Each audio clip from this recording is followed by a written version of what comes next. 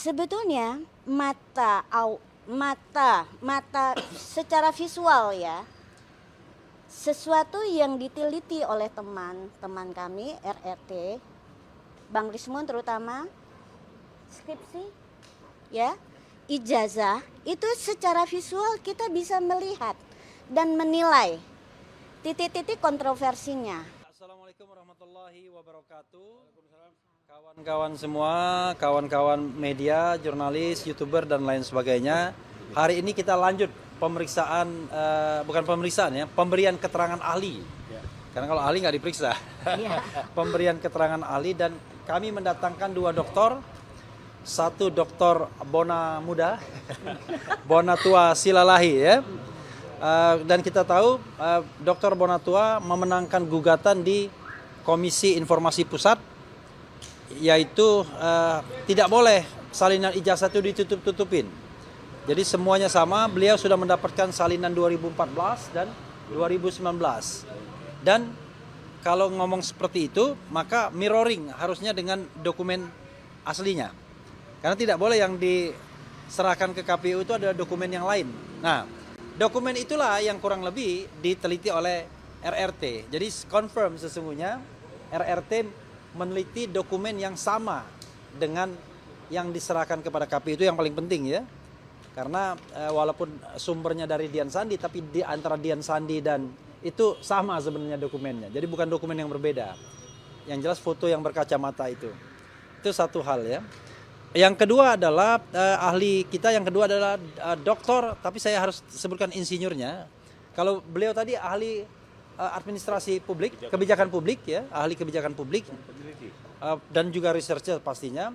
Kalau Bu Dr. Insinyur Leoni Lydia, alumni ITB, itu salah satu keahliannya adalah apa tadi, engineering, software engineering. Jadi dan apa? Information system. Jadi kalau Bang Bonatua akan membicarakan mengenai bagaimana informasi itu bisa diperoleh sebagai sebuah hak kita, karena beliau dealing with dengan undang-undang tentang kebebasan informasi publik, dan juga menceritakan bagaimana kemudian ijazah Jokowi akhirnya didapatkan. Dan nanti saya akan membacakan pernyataan pers dari Roy Suryo yang mengatakan ada perbedaannya ya. Kemudian kalau Bu Leoni nanti bicara mengenai lebih banyak tentang barangkali yang disangkakan kepada Roy dan Rismon soal image processing dan lain sebagainya, yang konon katanya menyebabkan ancaman hukuman sampai 12 tahun penjara. Ini orangnya ini, 12 tahun penjara. Karena yang datang Bu Leoni dulu, maka Bu Leoni boleh memilih mau bicara duluan atau bicara belakangan. Boleh sekarang ya, takut lupa. Oke, silakan. Sekarang mau yang sekarang. Oke, silakan. Terima kasih Bisa pegang kepada teman-teman media semua. Di sini saya kebetulan hadir untuk menjadi ahli di mana bidang keahlian saya tadi adalah sudah disebutkan software engineering, information system, dan knowledge management. Semua bidang ini beserta pengalaman praktis saya itu terkait ya, dan bisa diterapkan untuk memahami fenomena kontroversi dari ijazah Joko Widodo yang pernah digunakan sebagai persyaratan untuk mendaftar di KPU. Nah, saya akan menyingkat bahwa sampai sejauh ini saya masih tidak mengerti ya, kenapa teman-teman peneliti saya sampai dituduhkan sebagai dalam hal kriminal. Nah, sampai 12 tahun penjara itu. Ya. Ancamannya. Sebetulnya mata secara visual ya, sesuatu yang diteliti oleh teman-teman kami RRT, Bang Rismon terutama, skripsi ya, ijazah, itu secara visual kita bisa melihat dan menilai titik-titik kontroversinya. Misalnya Bang Rismon itu meneliti dua hal ya, pada skripsi yang diteliti itu adalah lembar pengesahan, dan pada ijazah itu lintasan ya Bang ya. Nah sebetulnya saya kebetulan ya itu lulusan angkatan 80-an juga, pada masa era yang sama ya, dengan masih sama dengan era Pak Jokowi lulus gitu ya, dimana pada masa itu ya yang digunakan adalah komputer dengan perangkat pengolah digitalnya, pengolah prosesor, katanya itu adalah WordStat, dan sisinya masih berbasis DOS. Dan mata Bang Rismon yang jeli melihat kejanggalan dari lembar dokumen tersebut, di mana saya juga menilai setelah yang disampaikan Bang Rismon, saya juga jadi melihat, karena ada yang disampaikan ya, bahwa titik-titik antara spasi antara huruf kata itu memang sangat konsistensinya itu tinggi, dan itu nggak mungkin dihasilkan dari suatu mesin ketik biasa atau elektrik gitu ya.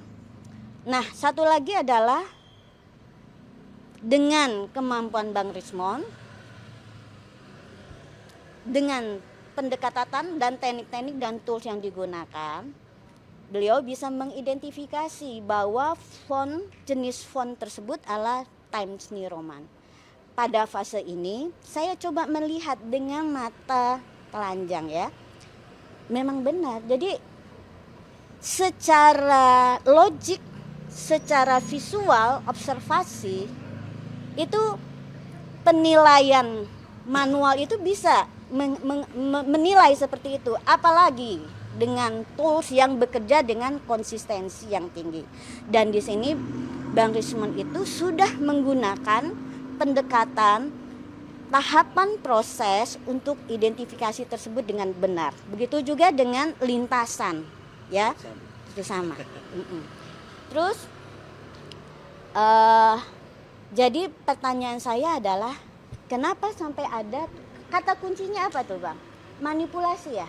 Iya, jadi Bu Leonie ini kita harapkan ya, kata kunci yang disebut di iya, dalam tuduhan manipulasi. Oke, saya sebut lagi ya. Macam-macam. Oke. Ada manipulasi. Pertama, kata manipulasi. Saya khawatir ini ya, tuduhan ini karena adanya perbedaan pengetahuan ya, yang jomplang ya, antara ahli seperti Bang Rismon dengan pihak penyidik ya.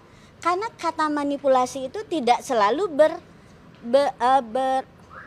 bermakna negatif. Seperti contohnya bidang saya, rekayasa perangkat lunak.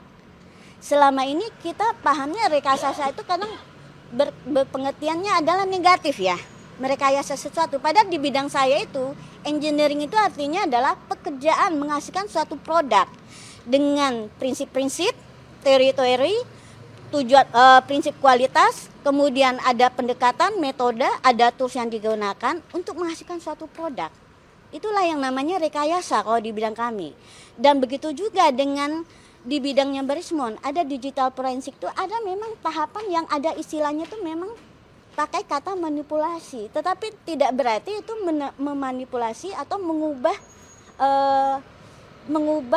makna atau apa dari satu objek gitu loh. Tetapi itu adalah tahapan-tahapan yang ada di dalam proses digital image processing. Terutama juga ada fase-fase di mana nanti lebih spesifik lagi memberi makna terhadap objek-objek yang sudah diidentifikasi tersebut. Ringkasnya begitu dulu. Karena nanti saya akan mengkonfirmasi ke penyidik, ini apa yang terjadi sebenarnya, kenapa sampai dikriminalisasi pada proses yang dilakukan dalam pemeriksaan itu sudah sesuai dengan kaidah-kaidah ilmiah dan metode. Subscribe, share, like, and comment. Subscribe, share, like, and comment. Subscribe, share, like, and comment. Subscribe, share, like, and comment. Subscribe, share, like, and comment.